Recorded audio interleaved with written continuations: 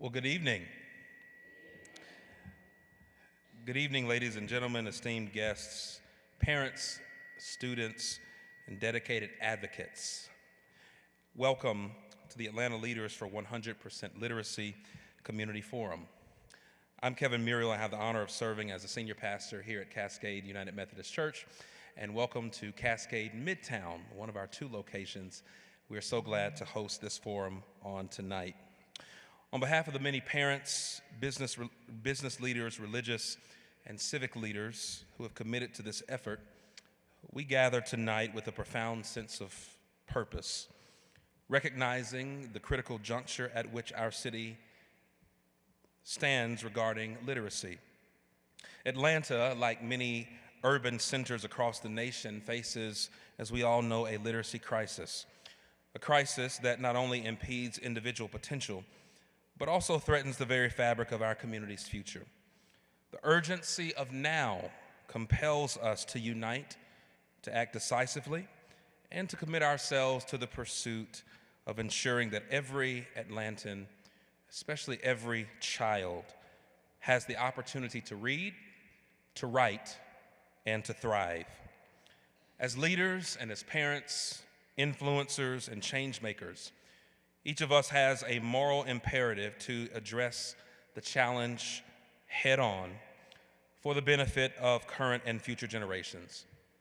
And so I'm excited because this evening we will hear critical information about how it is possible for us to reach our goal of double-digit literacy outcomes and gains in the next 1 to 3 years.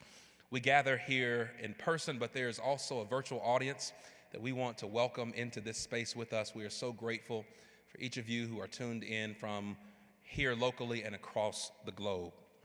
And so at this time, I'm elated to introduce my friend and co-chair of the Atlanta Leaders for 100% Literacy movement, Nancy Flake Johnson, who is the CEO of the Urban League of Greater Atlanta, to bring greetings. Let's welcome Nancy as she comes. So good evening, everyone. Really, Kevin has really said it all. But I want to put things in perspective.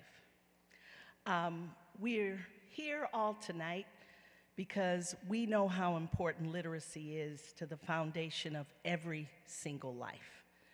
And for all of the resources and effort that we're putting into literacy, we're just not seeing the results that have to be achieved.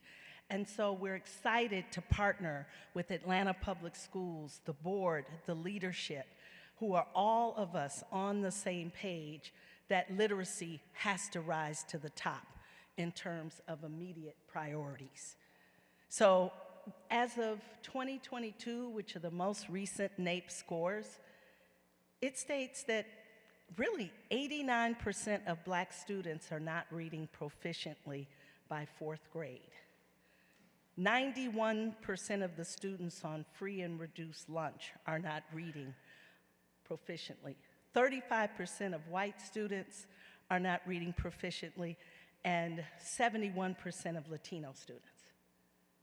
Even 35% is unacceptable. But 91%, what type of future does a child have if they can't read proficiently by 4th grade? Now, why is 4th grade the pivotal benchmark? Because that's when children are supposed to stop learning to read and start reading to learn. So those formative years are critical to the future of our children's education and the quality of their life. But it's not just about our children. It's also about our parents, our families, our adults we have 800,000 illiterate adults in metro Atlanta. That's unacceptable. Adults who are working every day, working hard for their families, but opportunities await if we can expand our resources for them. And I want to give a big shout out to APS for your incredible announcement last week about your expansion of services to adults through your adult literacy program. So thank you for that. Thank you so much. Urban League is a huge partner and referral resource for adult basic education for the clients and families we serve. So tonight, we have an incredible opportunity. We know for a fact that any child, regardless of race or economic background, can learn to read. The evidence is clear. If the science of reading methodology is incorporated, it works. And so if we already know how to do it, then we need to do it with urgency. And the good news is Atlanta Public Schools has already started this work. We are grateful for that. It's in 8 schools. It's going to expand. But as we embark on the selection of a new superintendent, we felt it's critically important that we support the board to select a leader who will prioritize literacy and double-digit gains. Double-digit gains are all that could possibly be acceptable at this point. And here's the good news. It can be done because it's being done in Marietta Public Schools, and we have the incredible opportunity tonight to hear how it's happening in Mississippi. So without further ado, I'm gonna keep the program moving. I'm excited to be here tonight to hear from Kristen and learn about from all of their journey to get where their achievement at this point. And it is my honor and pleasure now to introduce Erica Mitchell, who is the newly elected chair of the Atlanta Public School Board. And she is a literacy advocate, so thank you. Come on up, Erica.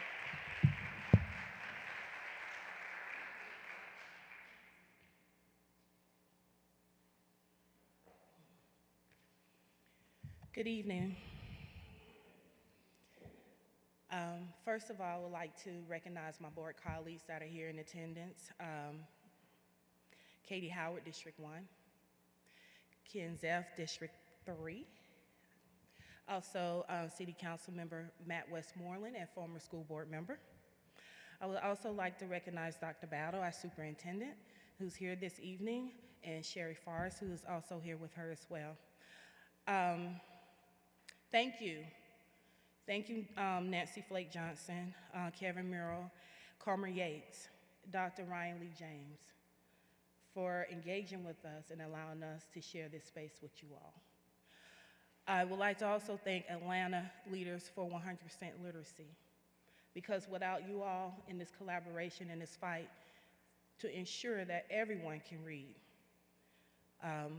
we can't do it alone. But I would like to take a moment just to talk about why literacy is so important. It has always been important. Reading, education, literacy all goes together. It's a human rights, it's a civil rights, and that should not be denied for anybody in this entire world. But it's up to us as a school board and a governing body, it's up to us as an administration, a community, and parents to ensure that all of our students learn how to read. Because reading will open up these doors to life, to create a better space, a better education for your family, a better job. It helps you navigate through this world.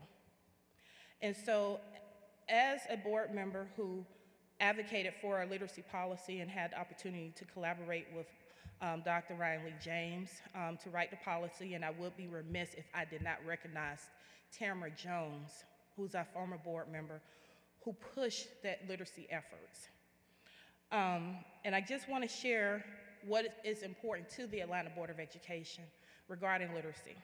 In support of student success, the Atlanta Board of Education recognized the importance of literacy.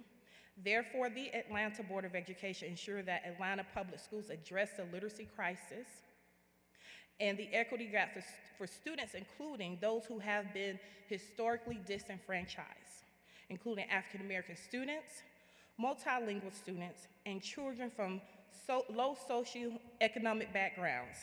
In addition, with the policy, the literacy policy that we approved will focus more broadly on students who are not meeting the grade level in proficiency and expectations. The Atlanta Board of Education and the Atlanta Public Schools have established goals and strategies to address literacy challenges in our district. And when we talk about goals, we're talking about the student outcome focused governance framework that we have established as a board to ensure that we focus on the outcomes of students.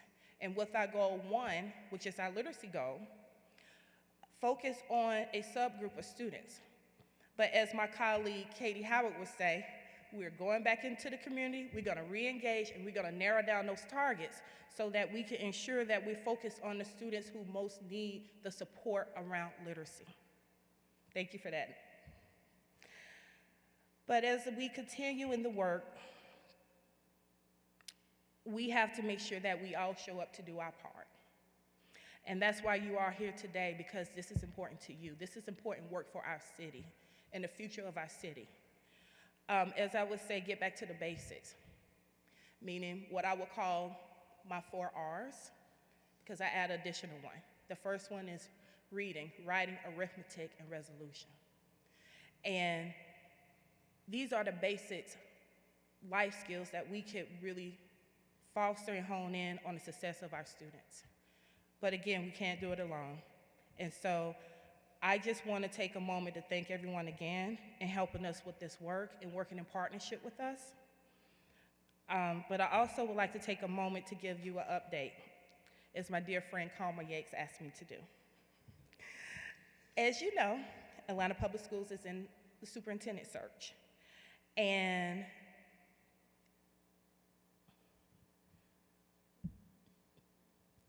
I might get a little teary-eyed because Dr. Battle, sorry.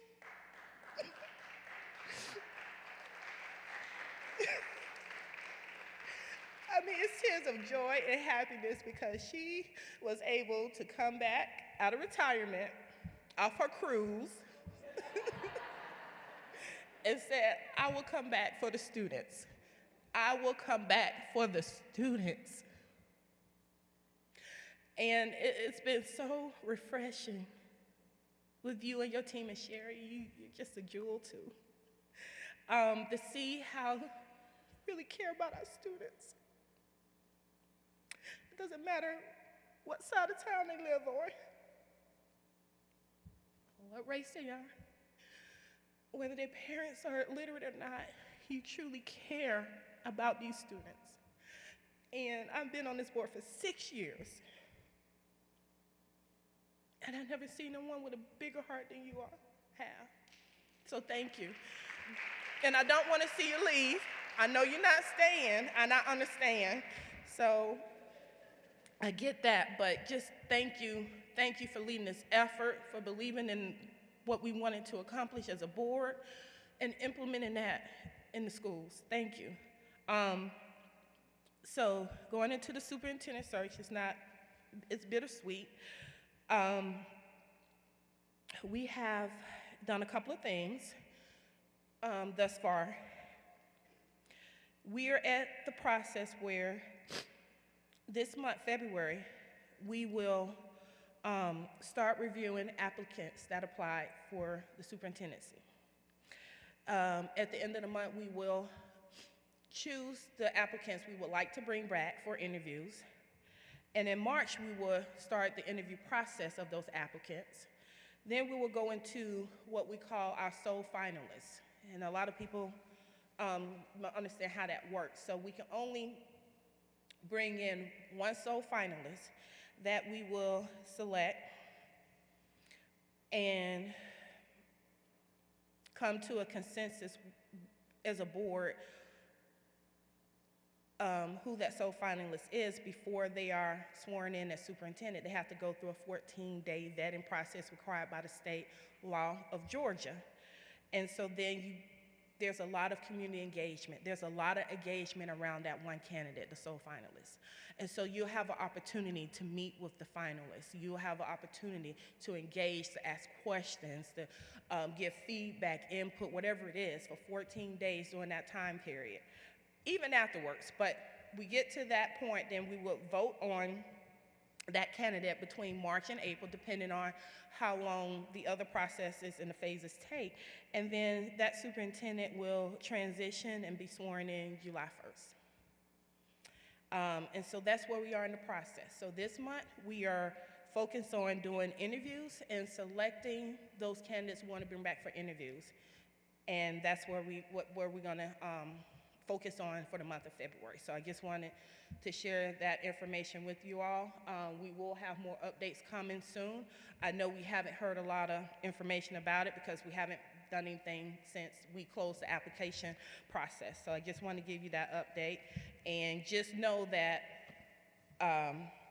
there will be engagement for all of you to take part in because we want you to be at the table. We want to hear your input. We want to know what you're thinking. We want your feedback, recommendations, anything that you want to provide for us with our candidate, because that superintendent serves the whole community, our students, our families, the city of Atlanta. So it's important to have you at the table in this process. So I just want to say thank you all, and I'm going to stop talking because it's taking too long, and I'm going to step off.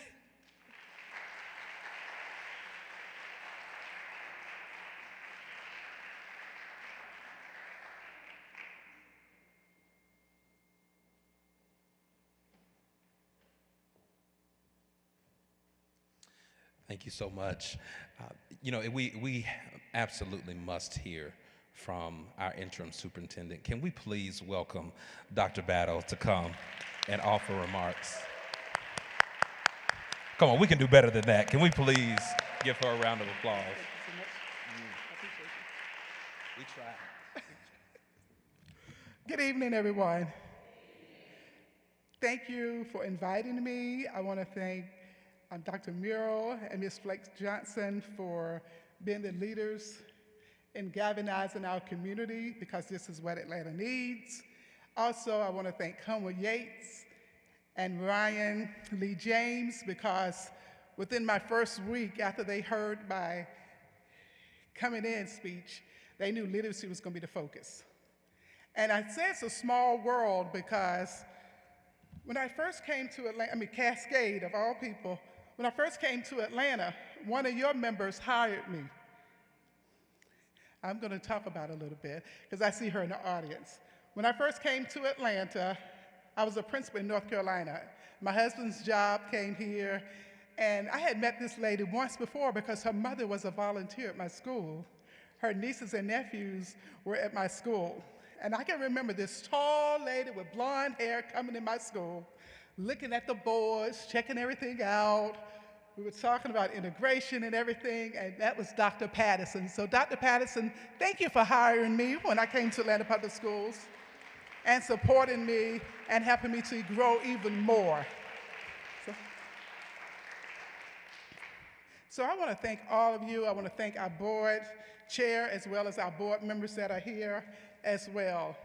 Please know that literacy takes all of us. It's going to take all of us to get this work done. When I was asked to come back to Atlanta Public Schools, when I got the call, I was like, and people say I was retired. I really wasn't retired. I was retired from Atlanta Public Schools. I was working for the Department of Education. But Atlanta Public Schools is where the children are. Atlanta is a place that produces a lot of great people. And we don't want to stop now. I truly believe in our students. I'll fall down on the sword because I know that our students can learn if given the opportunity. When I came in, and Comer was like I said, was one of my first meetings here in Ryan Lee James, we talked about, literacy. He was like, oh, you're serious about this. I can tell, because I said it is the priority. And I know he's been working with Atlanta Public Schools for many years, but I said it's a new day. This is our focus. We won't turn back.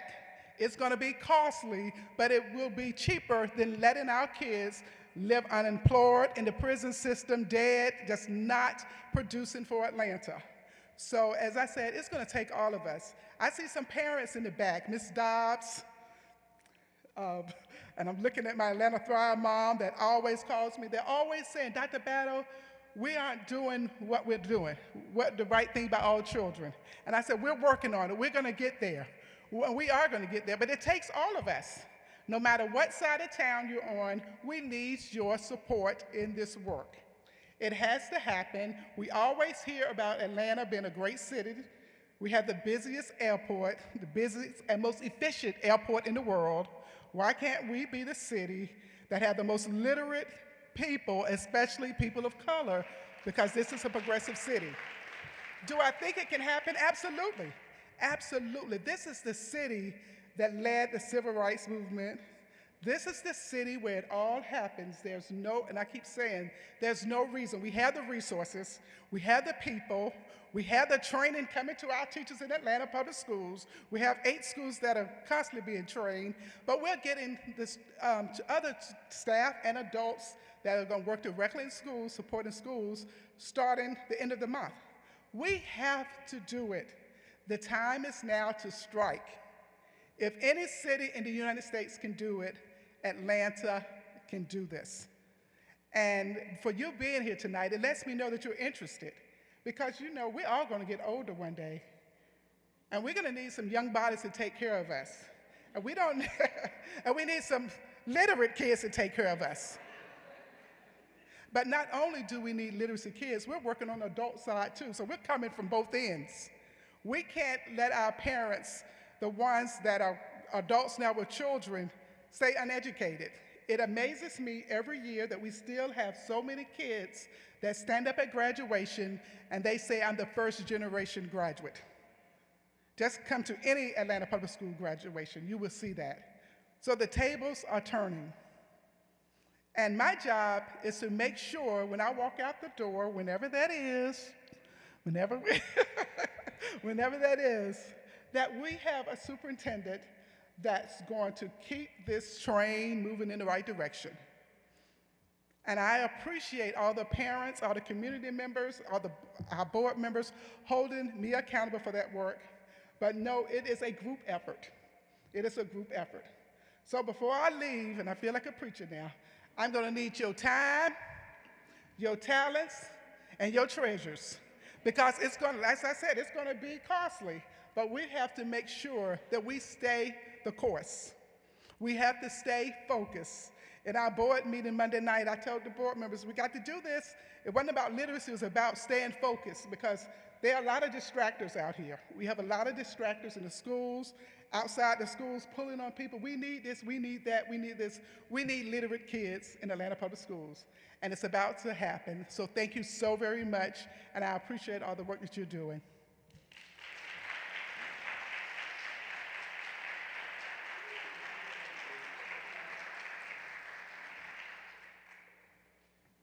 Dr. Battle, I want to say on behalf of all of those who are here this evening, and on behalf of certainly our church and everyone who's just had the privilege of working with you, thank you. Thank you. Your passion shines through, and Erica and to the board, again, thank you for the wonderful work that you do to support the work of our interim superintendent.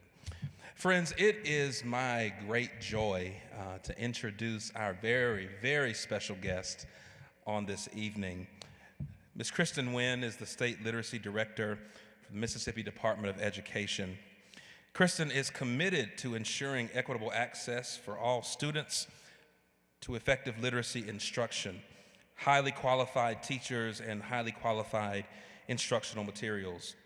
Her experience in the classroom includes teaching first and second grade, as well as serving as a kindergarten through fifth grade intervention specialist. She's also spent several years as a new teacher mentor. Ms. Wynn previously served as a literacy coach for the Mississippi Department of Education, a regional literacy coordinator, an assistant state literacy coordinator, and currently serves as the state literacy director, where she has worked diligently to improve literacy outcomes of schools and districts across the state of Mississippi. She is the co-creator of several literacy professional development trainings for educators aligned to the science of reading. During the 2016-2017 school year, she co-produced the MDE's Literacy Focus of the Month in Action instructional videos featuring literacy coaches and students in Mississippi classrooms. During the 2017-2018 school year, she began working with coaches to increase the rigor and consistency of writing instruction in kindergarten through sixth grade classrooms through the development and implementation of writing galleries. Currently, she serves as a member of the Mississippi Reading Panel, the Higher Ed Literacy Council, and the Governor's Task Force for Teacher Preparation in Early Literacy Instruction. Those are just a few things about her on her bio, but I want to tell you our guest for tonight and our speaker is perhaps my greatest shero. I am personally proud this evening because I have the deep privilege of introducing my older yet younger looking sister. I've known her all my life. And if I'm honest, I have always looked up to her. And I'm proud. I am proud to join with her in leading this movement of literacy and justice for all of our children, and look forward to the many lives that will be changed through these efforts. Who would have thought two kids from Mississippi would be here together, making our parents proud? I'm so proud of you. And friends, I invite you now to join me in welcoming my sister and our very special guest, Ms. Kristen Wynn, State Literacy Director, K through 12, Mississippi.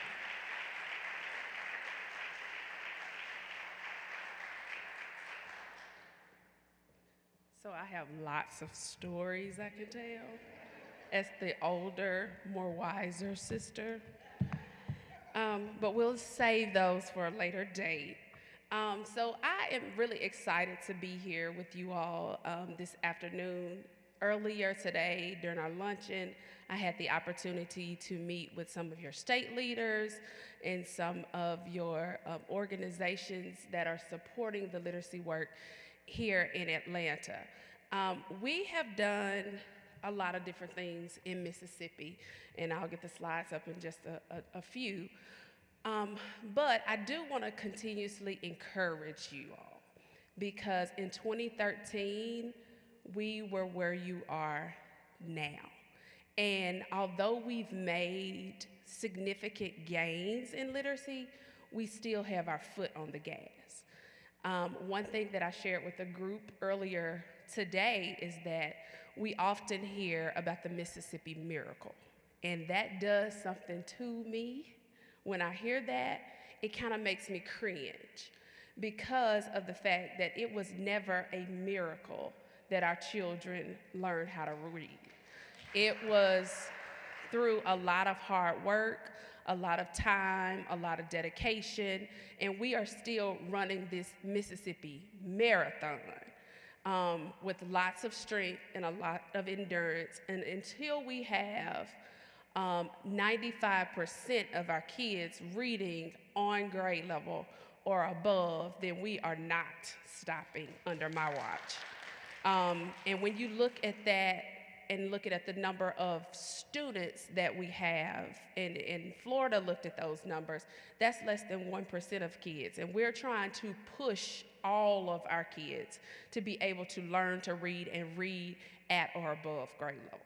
So we are continuously working hard in Mississippi, but this is not something that can't be done, because it can be done in your schools if you keep that sense of urgency that you have right now about it. And we've tried to keep that sense of urgency for the past 10 or 11 years. Okay? So I just want to share with you some things that we've done in Mississippi around literacy. I just want to talk to you just for a few moments about where we were in 2013 when it comes to literacy. So this was the state of Mississippi in 2013. We were an F in quality counts K-12 education. We were 50th in the state overall, in the nation. We were 50th in the nation overall. Our graduation rate was we were only graduating about 75% of our students.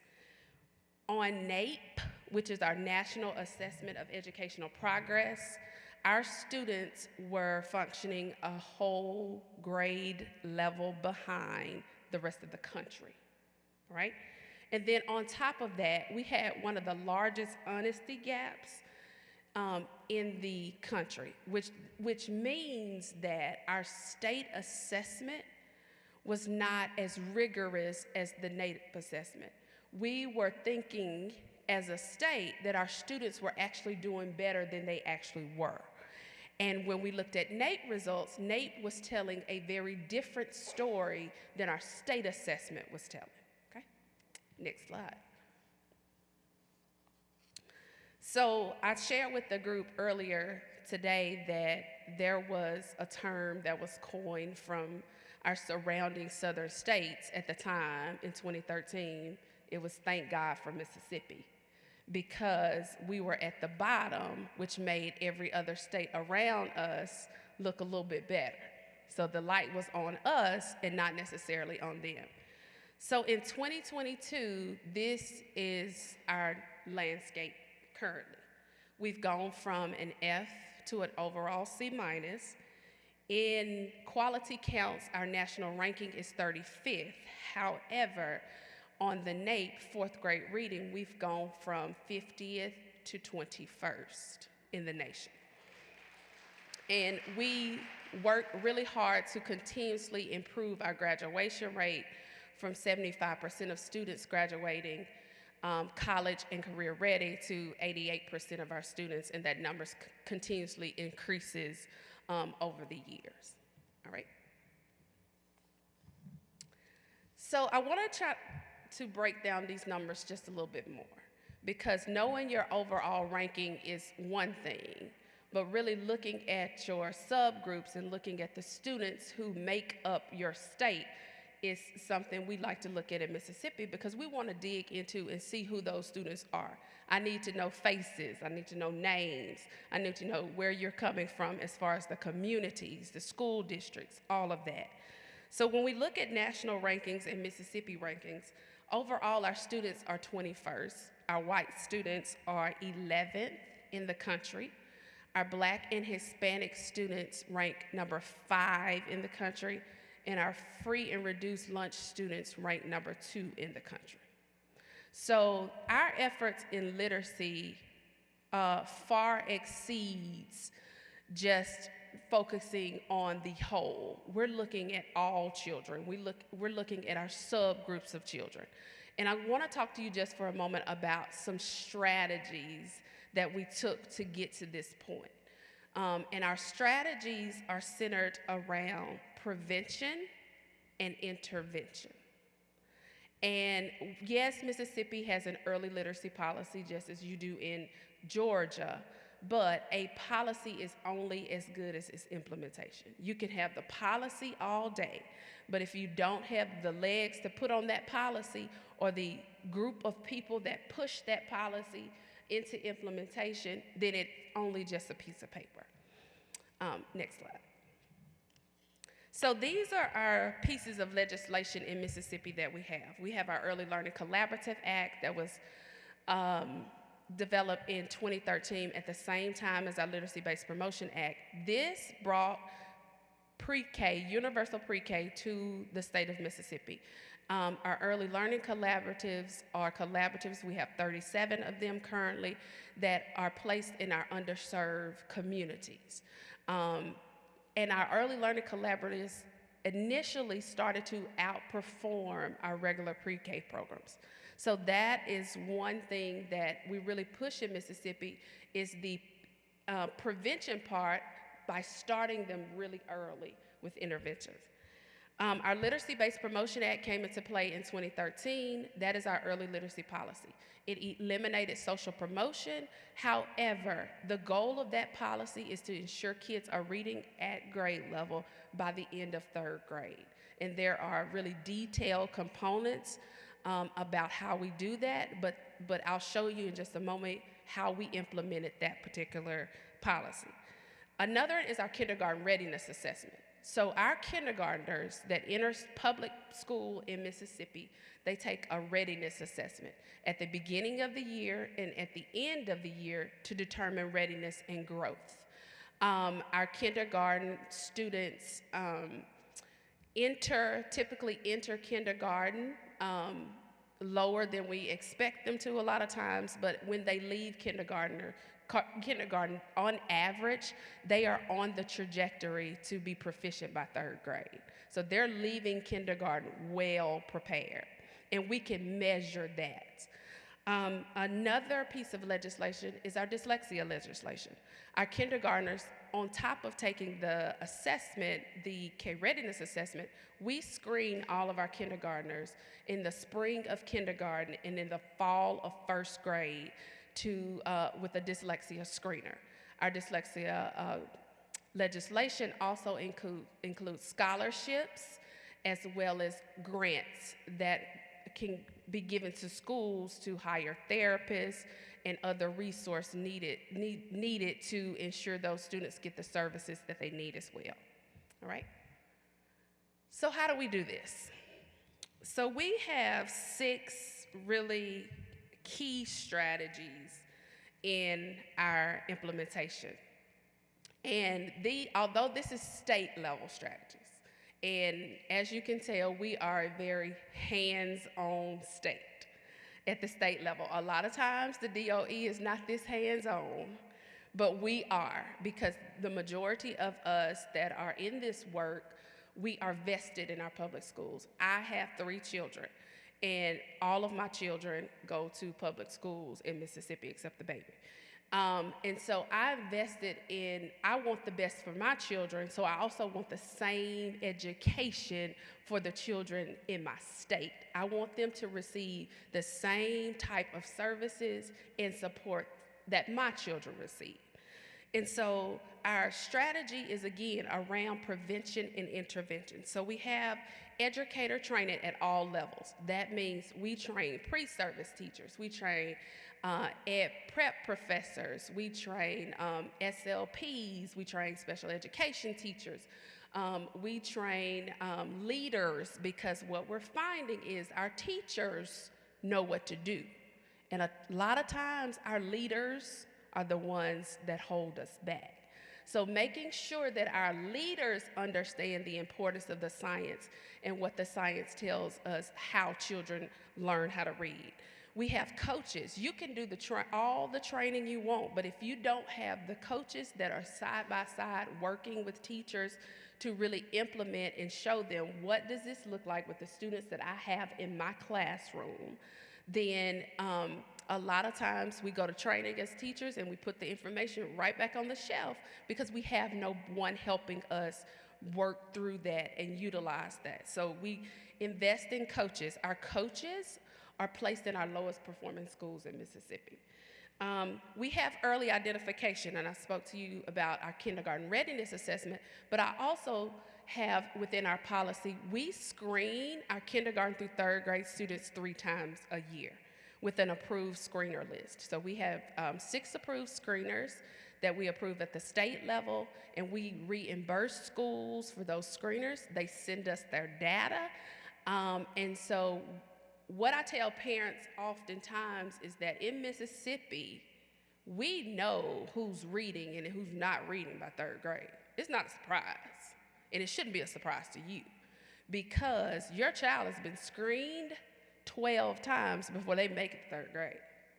So we know what to do. We know who is at risk. We know who we need to provide the additional support to. Then we have a very robust parent communications plan in Mississippi. At the state level, we host meetings like this, 12 every year. We start in the fall. We don't wait till the springtime. We start in the fall very early. And we partner with districts, and we host open forums for our parents to come and ask questions. We walk them through the policy. We help parents advocate for their students. We tell them the questions that they should ask. We tell them the services that their students should receive under our early literacy policy. We are very transparent with our parents because we want them to have a voice. voice. A lot of times our parents don't have, they don't understand all of the educational jargon. So we have to make it where our parents can understand and digest that information and be back into schools to advocate for their students. We also have, and I'll show you shortly, our Strong Readers, Strong Leaders website. We created this page specifically for parents. It has activities from birth to 5th grade that cover the 5 components of reading, things that parents can do with the things that they have at home. And I'll tell you a funny story. I test this with my mom and my children. I even test this with my grandmother. So to see if she could do some of the activities that we had listed, because our parents sometimes, and Kevin and I can attest to this, our mom and Ashley's mom, they have our children. So I wanted to make sure that my mom could pull this up and do some of the activities. And if she can do it without having an education background, then I know we were on the right track to making sure that parents, we had the information that was not over their heads or made them feel any kind of way, that they were able to do things at home to help their children learn to read. And then we have individual reading plans. So I mentioned earlier that our students are screened 3 times a year. We don't just stop at screeners. Screeners tell us who has the fever, but it doesn't tell us the medicine or the diagnosis or any of that. It just says who's walking in my building with a fever. And so our law also requires diagnostic assessments and individual reading plans. So if schools or students are identified as being at risk or having that fever, we go straight to developing them an individual reading plan as early as kindergarten. And parents are included in that planning process, and then that plan follows that child until that deficit is remediated, okay? And then our other strategies is making sure our students have access to knowledge-building, high-quality instructional materials, making sure all of our students have access, equitable access to grade-level content. We don't want the grade-level text and content to be watered down for our students. We want them to have access to rich, complex text and knowledge-building topics because we understand the importance of oral language development and language comprehension and how that impacts their reading comprehension. So we really have a really robust movement, I'll call it a movement right now, on ensuring our students have access to high-quality instructional materials that is aligned to the science of reading.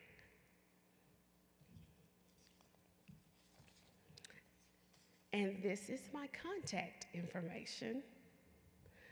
If you have any questions, again, I am so excited to be here to share any information that I have or to answer any questions that you may have about some of the work that we've done in Mississippi. Again, I really want to reiterate this. Keep your foot on the gas. Keep pushing. Keep the sense of urgency. This is so important. This is important work for your communities, but not only for your communities, for your state as a whole. Thank you.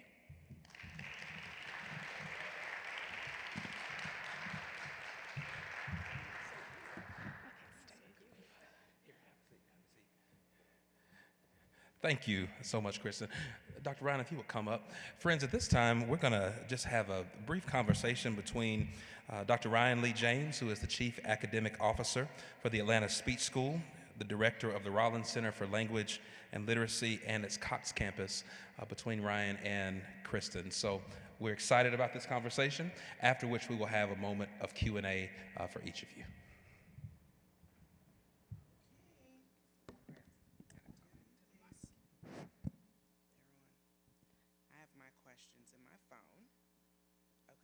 So, thank you, Kristen. I sent my colleagues a couple of messages while you were presenting and said how we need to come and visit you so we can learn more from what Mississippi has done. And there's been a lot of conversation. You talked about it a little bit when folks talk about the Mississippi Miracle, and we have talked about I know with Atlanta Public School leadership, but also just statewide about what y'all have done in Mississippi. So because this conversation really for community members and families, can you just start by telling us a little bit more? You touched on the family communication plan, but a little bit more about how communities, so Dr. Battle said this is something for all of us to do. How are communities and families actively engaged in moving forward the Mississippi literacy efforts? Got it now? There you go. Okay. So yeah, that's a great question. So I mentioned we host the 12 meetings every year. And that kind of started back when we initially started because we got a lot of press about this law. And so we wanted to get out in front of the press and in front of getting the information out to the community, because a lot of times what typically happens is when you have this policy and you're making change or change starts to happen, then people start saying things this way and saying this is happening this way. And so we wanted to have the clear message about what we were doing and what was about to happen in the schools as far as instruction changing, as far as what we've done in the past that had not worked. And so one other thing that we do is we not only host these at the state level, but if a district calls, if a community calls, if a church calls, I have done these presentations to parents in churches. So whomever calls, we send someone out. So our coaches are from a lot of our communities in Mississippi, so they have connections. So if a community knows that a coach is near or a coach is in a school, they reach out to them. So we try to be not only visible, but be accessible to community. And we invite, if some of our legislators, our Black Caucus, they have events in their communities, and we go and we speak.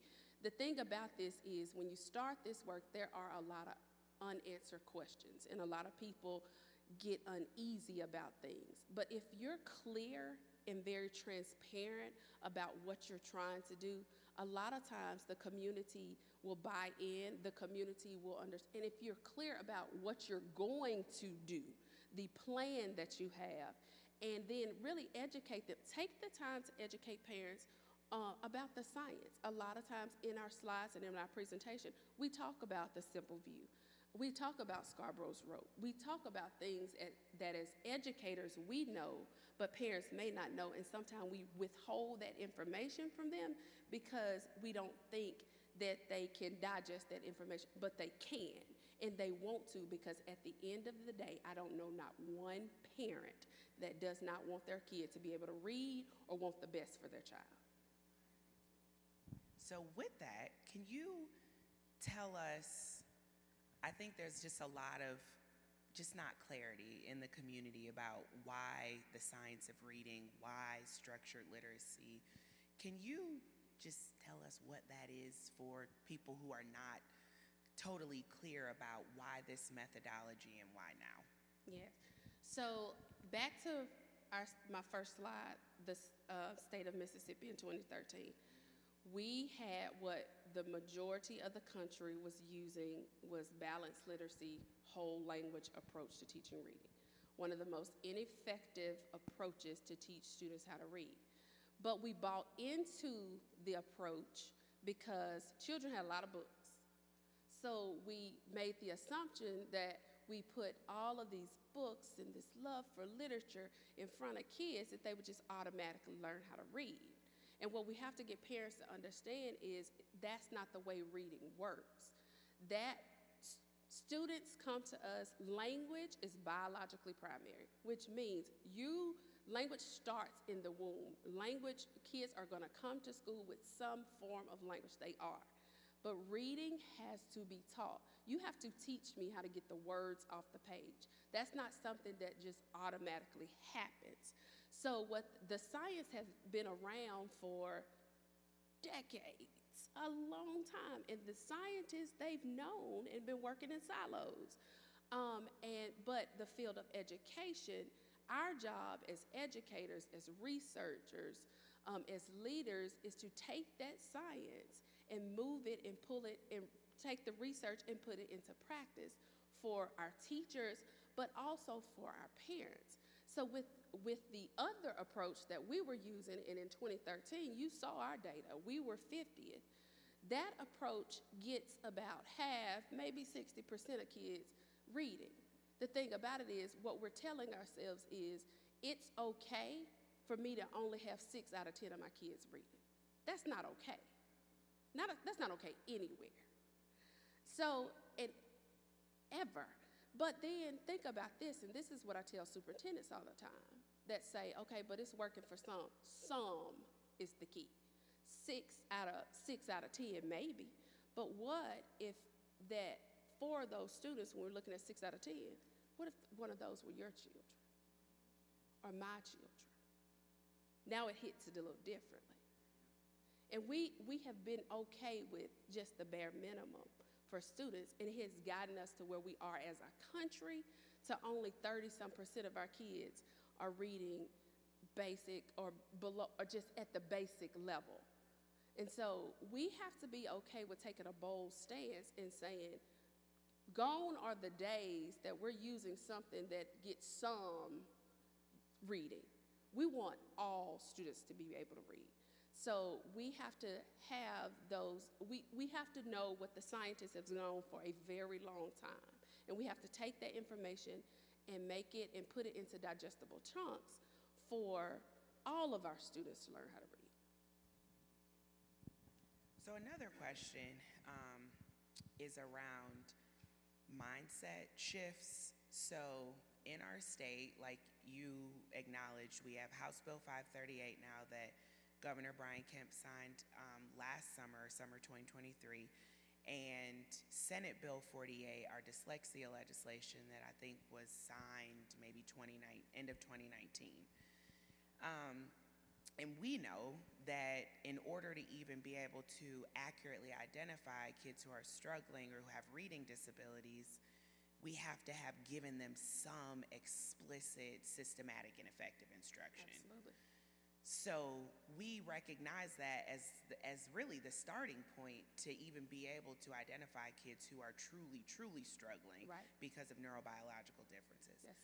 So we have our legislation, and there's still many teachers, many school leaders in our state who are not convinced. Mm-hmm. And so how did y'all go about that? I think what we see is we have people saying, okay, all right, we'll do it. And then, like you said, when you're gone from the building, people will go back to doing what it is they're comfortable doing. So how do you tap mindset? Yeah. So with us, we had a lot of resistance at first, and you're going to experience the resistance. And I say to that, again, keep your foot on the gas and know that you're going to face the opposition. So instead of trying to battle that, we said, we'll prove ourselves. We'll prove it. So what ended up happening is we had some of our larger districts, more affluent districts, say, hey, what we've been doing is working. We're not changing. Okay, that's fine. So we went into our other districts and we really worked with them. Our coaches work in our lowest performing districts. We, every day we were in there, we were giving them the training, we were helping them with implementation, all of that. So when the first set of kindergarten readiness assessment came out, those schools outperformed the other schools. So now light bulbs are going off like, wait a minute, hold up. This is not supposed to happen. And so now it's like, well, what did you do? Well, we've been trying to tell you all along what we did works for all kids and not just some. We're not all about some. We're all about all. And so that got us a lot of buy-in because no one, although we don't want to make it this competition with districts and superintendent, it is. It's a competition. and they're looking at that. And so when you can get them to see and understand that evidence-aligned practices are important and they help all students, then you're more apt to have the buy-in there. So we took the approach of, we will take the willing. Let's work with the willing first. And when we worked with the willing and we start seeing the results of the willing, then those that were hesitant, they came on board. Now, it's not to say that we still don't have everyone on board, but now we're at the point where our larger school districts that were very hesitant at first are leading the efforts. They are the loudest at leading the efforts. So it's getting everybody to try to march to the same beat, and I'll say get in formation. So you're trying to get everybody in formation.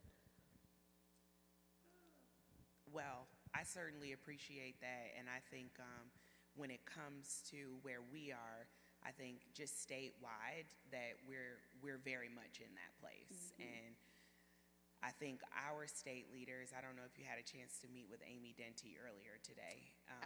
We've met in the past. Okay, Yes. so she's our you Yes. here. Yes. So I do believe that we're going to be headed in that direction under her leadership. But good to hear your response on keeping our foot Just on the gas. Keep your foot on the gas.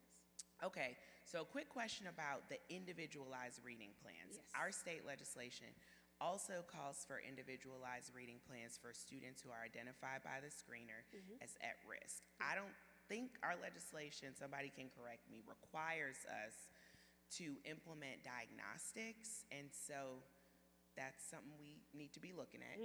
But with the individualized reading plans, I also know that Atlanta Public Schools has that as a part of their policy. Yes. How do y'all track and manage that? It seems like a big undertaking. Right.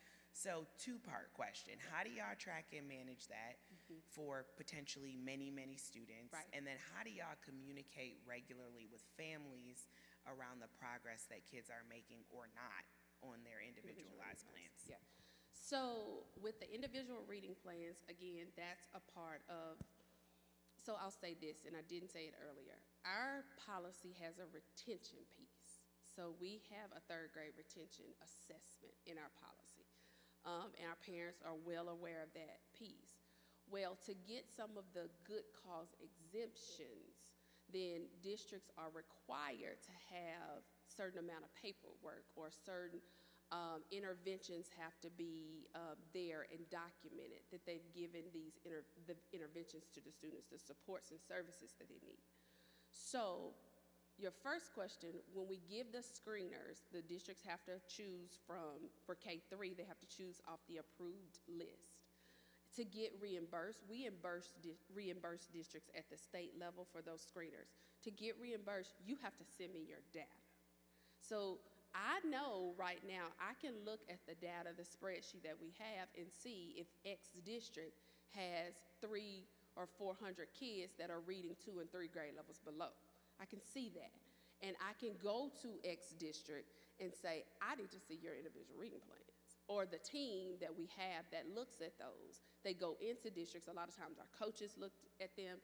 A lot of times our coaches help with the development of those plans, or help them form the teams and make sure that they don't leave out key players on the team or the parents with those. So we try to monitor them that way. If you're flagged when you're sending your data to us at the state level, and it's flagged that you have a significant amount of kids that are reading 1 to 2 grade levels below, then we may go into a monitoring visit and see and provide you the support. We try not to be a compliance arm. We try to be a real support arm. And I think over the years, because we've been so transparent in trying to help and not slap people on the wrist all the time, and really trying to get in and say, okay, we understand that you may not understand, but we're going to help you through this process, then they are more apt to invite us in and help them through the process, and let us help them manage this and help them show them how it should be implemented there. So that was the first question. Now tell me the second. Oh, the progress monitor. And communicating And the families, communication. yep. Yes. So right now we have, well, prior to, with the individual reading plan, they're screened, the diagnostics are administered, and then the plan is developed to indicate the types of supports that students should receive. Now, our law indicates that parents have to be notified in writing quarterly. So that's not 3 times a year, that's quarterly. So we've set that to look like 6 to 8 weeks. We're checking in with parents to say, okay, let's come back to the table. This is where Kristen is now. She was here, we've put in place these really strong interventions that have the phonemic awareness, the phonics, and the connected text. And then we bring you back and say, this is where she's going, or this is where she's headed.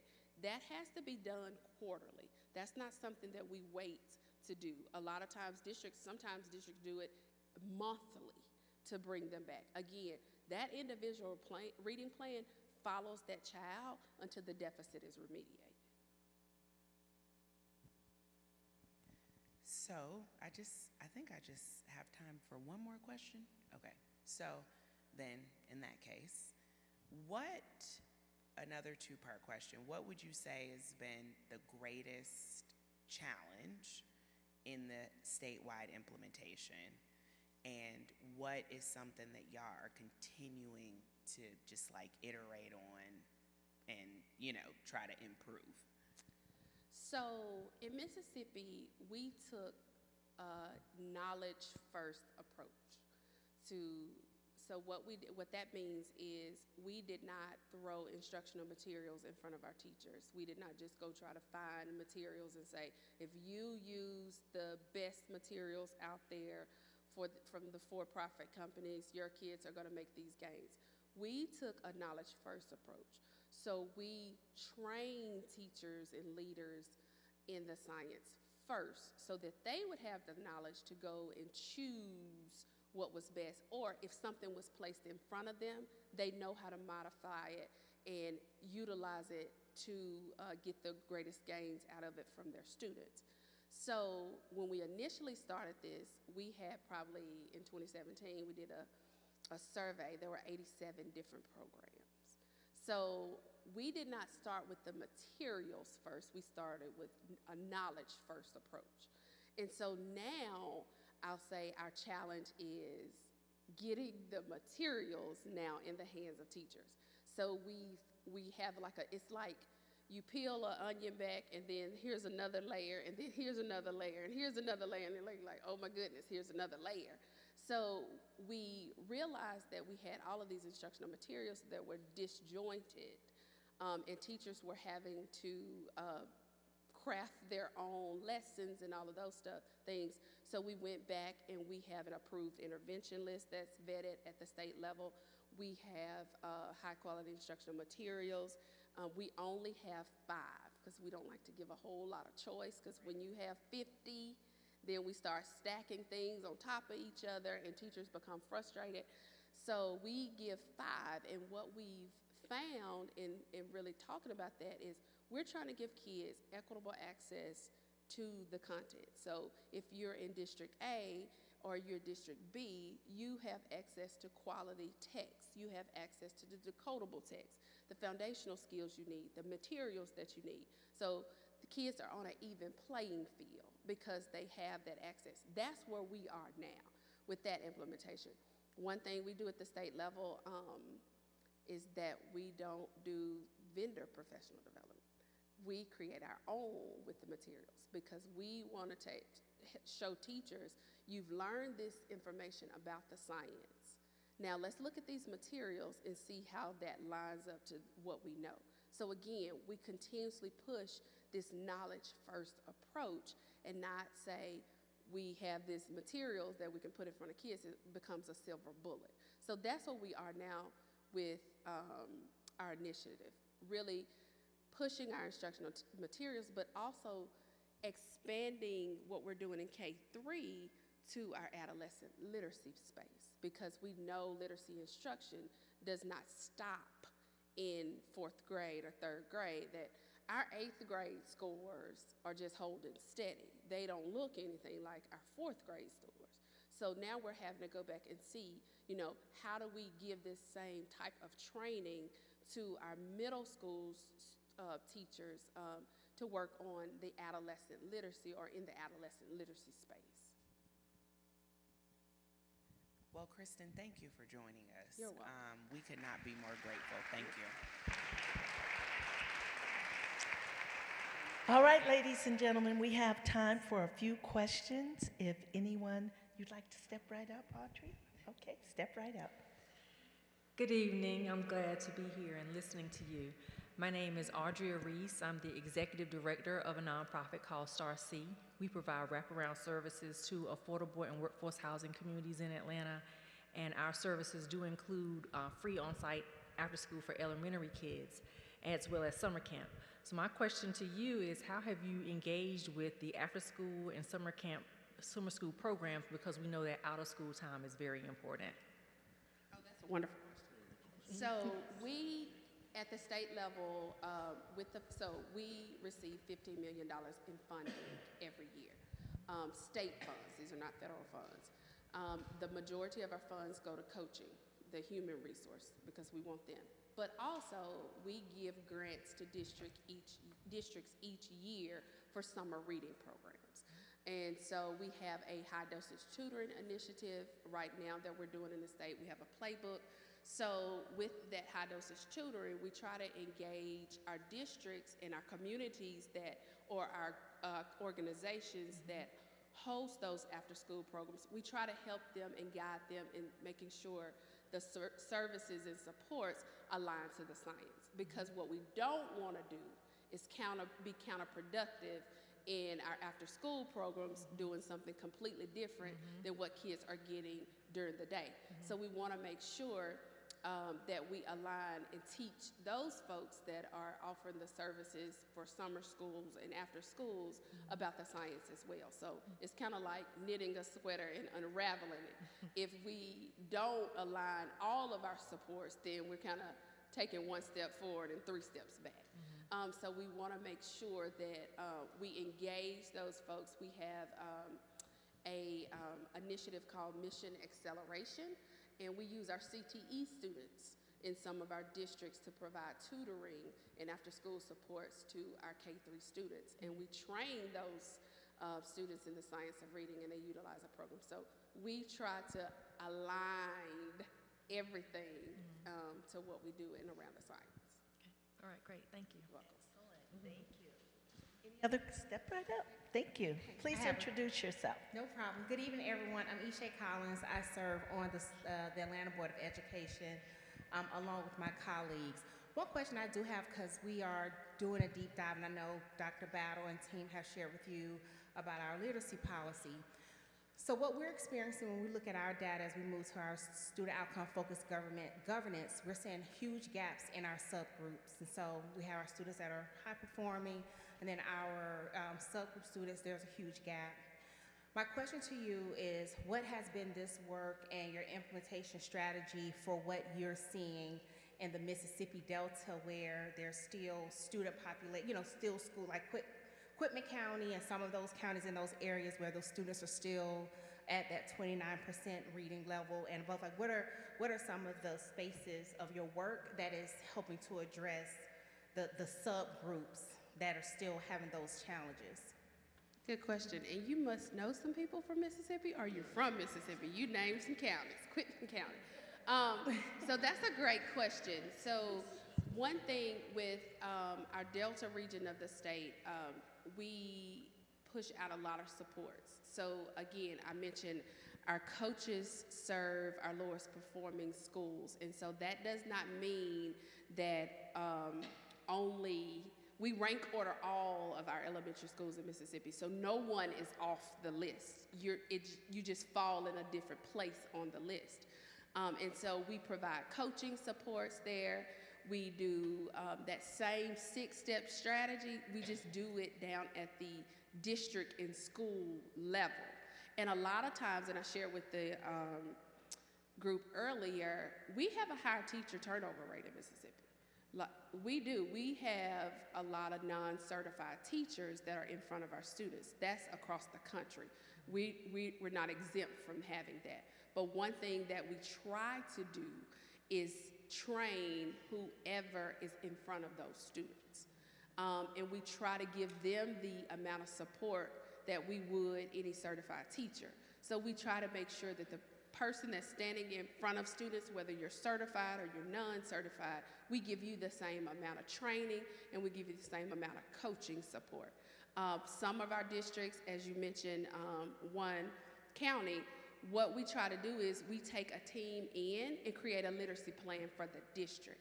So we have our state level literacy plan that aligns goals and action steps. And I am an action step, next step type of girl. So, you know, we're going to talk about it, but we're going to do something about it. So we'll go in with the team over the summer and create a whole literacy plan for that team. And then work with them to provide the on-site professional development for them, as well as the coaching and the supports in whatever area they may need. Any other questions? Yes.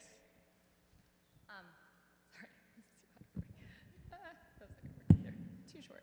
All right, my name is Amelia Murriel. I'm a parent and also a teacher, but I'm here more as a parent tonight. How did you address teachers that already had, or did you have teachers with already on their path with a lot of knowledge with structured literacy that had already done practicums or started working on other work? How did you differentiate your PD? So my fear here in Atlanta, and we're sort of a mecca for dyslexia somehow. So there's a lot of our teachers that have already put in a tremendous amount of work. And I worry if we just blanket PD, like no matter where you are, you're all gonna do this very basic thing, regardless of if you've already done it. And I also worry, did you look into like having a database of who you already had trained? Because we haven't done that work either. So. Yes, so great question. So with our training, so what we've most recently done to address that is, so initially we've trained since 2013 probably 20,000 teachers in the science of reading, and we have 32,000 teachers in Mississippi. So we've trained 20,000, and probably those were the numbers 2 years ago. So what we did was we went back, and now we have levels of training. So if you complete one course, whether it's the practitioner course or the leader course, you unlock 2 other courses. So you unlock a structured literacy course. Maybe you've gone through the anchors. You've talked about the baseline of what you need to know about the science. We've talked about those things. And so you end up unlocking a different course that's at a different level. So this may be a course where you need some interventions to do with your struggling students. So you unlock that course, or you do a practicum where you can become a dyslexia interventionist on the practicum level, or you unlock the writing course, because reading and writing go hand in hand. So we try to have it where there are levels of courses that our teachers can unlock. With those that have been trained, one thing that we're seeing is, and a lot of people have this misconception, is that the science of reading just focuses on phonics. There's another whole side when we're looking with language comprehension and oral language development. And so we make sure that we look at the whole, everything that contributes to building a skilled reader for students to be able to comprehend. So we're trying to move away from the mindset that the science is just about phonics and offer other training opportunities. We do regional trainings that is another way to engage our educators in training.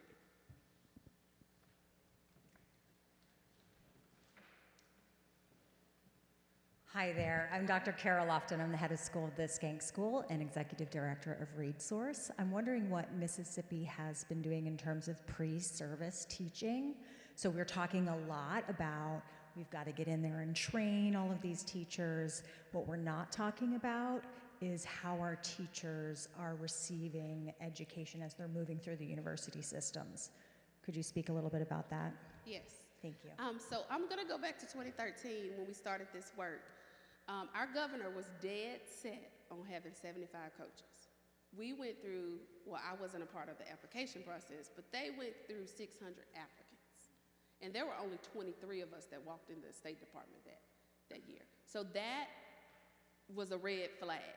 Like, we are not providing our pre-service teachers with what they need. They are not day one ready to come out of our pre-service or our institutes of higher learning ready to teach reading. We do have in Mississippi what's called a Foundations of Reading assessment that our pre-service teachers have to pass to get their 5-year license.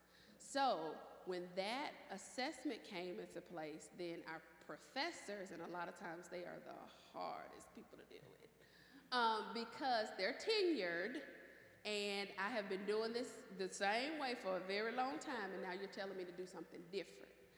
And so when that assessment came out, we worked with our ed prep programs to restructure our structured literacy, our early literacy 1 and 2 courses. So now we have what's called our higher ed literacy council that are some of our professors. They work with us. We train them. So the training that we pay for teachers, we open, when all for us, training means all. So I pay for pre-service teachers to go through our training. I pay for the ed prep professors to go through those trainings. We offer those trainings to them. Any of our regional training, they are more than welcome to come to, and they do. They really partner with us. One thing that we've had to try to do with them to kind of get them on board is we did this past year an award. Everybody likes to be celebrated. So when we only were able to celebrate 2 of our universities, that sent up a red flag too. How do I get this banner that y'all are giving out at the state level? How am I celebrated for my ed prep program? So we try to think of creative, innovative ways to get people on board. The National Council for Teacher Quality, they put out their reports. So one of our universities was an F on that report. That sends a red flag because the rest of them were A's. So, and on the exemplar list. So we're heading in the right directions, but you have to hit this from all sides. And you cannot leave out your ed prep professors, nor can you leave out your pre-service teachers. How you doing? How are you? Akeem Williams, education advocate. I just want to say thank you all for being here tonight, as literacy is important to us in Atlanta. My question is the quality index of the students' outcomes as they matriculate through the Mississippi school districts. How does that, is there a measurement for that? And as it relates to like housing, healthcare, as we know that literacy sometimes does improve those outcomes due to the, I guess, the stigma of, hey, I know how to read now, so I'm going to take care of my body more, or I'm going to go out and get a better job. Have you all seen any type of comparisons? Oh, that's a great question. So we have seen changes in communities, I would say that. We have, that measure is something that we're still working to measure. I can't say that I can have something solid that measures that, but what we measure is, you know, what's happening, how we transforming schools and districts and communities. But that's something we need to further explore because we are one of the poorest states in the nation. We are, you know, our health care is subpar, it's not where it needs to be. But we don't, I'll say this from this angle, we don't use those things as excuses either not to be able to get our students to where they need to be. But that's an area we need to further explore as a service. All right, you'll be our last question for the evening. Thank you. Hi, my name is Sue Cosson. I'm a APS parent of 2 kids here, and I'm also an education professor. What I wanted to ask about, first, thank you for centering equity and serving historically marginalized youth at the heart of the work. In a similar vein, my question is about multilingual learners. We know multilingual kids are neurologically different because they're learning differently. What can you add, or what do you recommend? And I'm imagining the population of English learners in Mississippi is dramatically smaller than ours here in Georgia. So what insights might you have in that regard? So our population is growing, just as the rest of the country's population is growing in other states and other cities. So what we've done with those Literacy Focus of the Month in action videos, we had some videos specific to our bilingual and multilingual learners. Things that teachers may not even think about as little small things that they can do in their classroom, like the 1-minute conversations and the oral language development activities that they can do. So we have a whole series of videos just to help teachers really understand the additional things that they have to do for our multilingual learners. In addition to that, we have our EL coordinator that really goes out in districts and do specific trainings around that, and all of the trainings, again, are aligned to the science of reading. There's one other thing that I just went completely blank that I wanted to tell you that we had, but I can't remember now. When I remember, I'll come back to it. But we really try to make sure that we address those things early. So again, it's the same concept. It's the prevention and intervention, making sure that we give them the resources and the interventions and the supports that they need. Not only the students, but also their parents. And oh, I know what I was going to say. Back to our higher quality instructional materials. One thing that we talk about with districts with that is that you're looking at improving the vocabulary of your multilingual learners when we have those knowledge-rich curriculum. Background knowledge and vocabulary are two sides of the same coin. And so when we're trying to build that with students, we have to really, those materials allow us to really focus on improving that vocabulary, and we're seeing them doing better at a faster rate because they have that access. Again, it's a knowledge-first approach. However, making sure that the materials teachers have are there in hand and they know how to utilize them effectively. Thank you. Okay, I said that was the last question, but I have one. That will be the last question. So, how is this financed? Because you're doing this statewide, and we're talking about Atlanta right now, right? Yeah. So you said Mississippi is a poor state. Hey, guess Georgia's got what? How many? $20 billion sitting in the coffers, just sitting, collecting interest.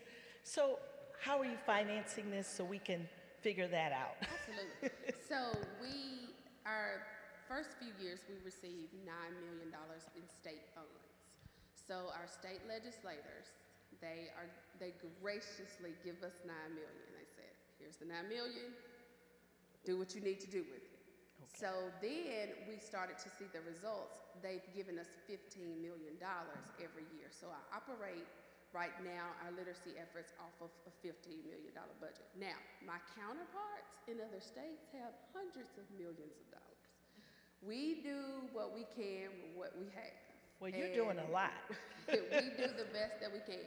And I was telling Ryan earlier, I still go out and do trainings. Like, I'm in the school. I don't go and sit in the office all day. I'm in the schools because I cannot change what's happening in schools if I don't put my hand on it and know what's happening. Yes. So I'm in schools. I train our superintendents. I train our principals. I train our teachers. You see me out in front of parents doing the same thing that I'm doing now. And so I think that's really important that we don't lose sight, even when you get to a certain level, that you are so disconnected from the work. You have to continuously be connected to the work. And so we try to, in Mississippi, we do a lot with the little. Well, I want to give you, let's give her a round of applause. Because, listen, if Mississippi can do it, y'all, ATL can do this. Thank you so much for the work that you're doing. And I just want to say thank you to Dr. Ryan, I want to say thank you to Kevin, to Comer, and all of your support. You are really the engine. And I know you're modest about it, but I just remember when I met Comer, you know, we were doing some literacy things that we thought we were doing something. And he called me up and he said, Nancy, that's nice, but that's not gonna move the needle. He said, we've got to get serious about this work, and I thank you for that. Thank you so much. So thank each and every one of you. We need you. Thank you for coming out tonight, and this is not the end. We will keep pushing, and I'm gonna let Kevin close this out. Good night, everyone. Be safe. Again, you will hear from us soon. Let's keep this movement going. Literacy and justice for all. Thank you so much.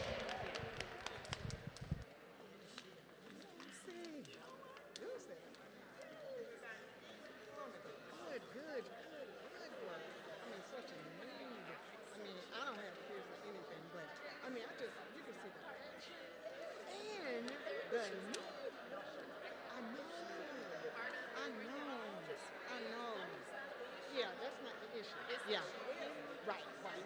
And I think people hearing more and more about what can't